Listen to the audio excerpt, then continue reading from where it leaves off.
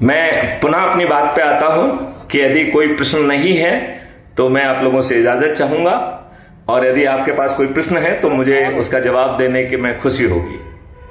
एक प्रश्न और है सर जी। कि अपने यहाँ जो मैं देख रहा हूँ, यहाँ सबसे एक बुरी चीज जो है, मतलब मुझे लगता है जो यदि सुधर जाए तो काफी हद तक सुधार की संभावना दिखती है मुझे, वो है यहाँ का बहुत घटिया एजुकेशन सिस्टम। इसमें यहाँ के एजुकेशन सिस्टम में टोटली एक मैकेनिकल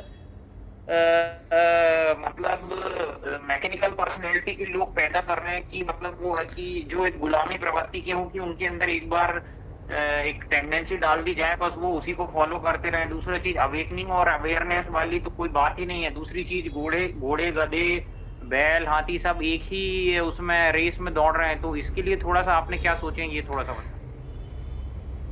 शिक्षा का मौलिक अधिकार होगा जो लॉर्ड मैकाले की शिक्षा नहीं होगी। आपकी शिक्षा आपके पोटेंशियल के रियलाइज करने वाली होगी। शिक्षा अकेली शिक्षा नहीं होगी, इसके 4 अंग होंगे: संस्कार, शिक्षा, हुनर और टेक्नोलॉजिकल इनेबलिंग।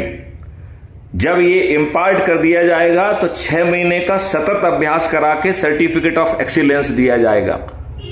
भारत की शिक्षा प्रैक्टिकल होगी, भारत की शिक्षा वैदिक होगी, भारत की शिक्षा मॉडर्न गुरुकुल वाली होगी।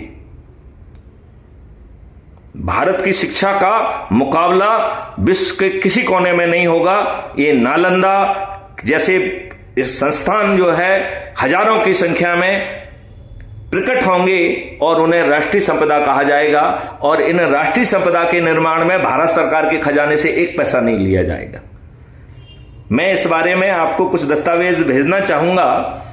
मैं आप लोगों से प्रार्थना करता हूं कि पहले आप उनको पढ़ लें, अच्छी बारीकी से पढ़ लें, और उसमें जो आपको सुझाव देना है, जो आप उसमें खामियां देख पा रहे हैं, यदि आप उसे अवगत कराएंगे तो मुझे उन्हें और रिफाइन करने में मदद मिलेगी।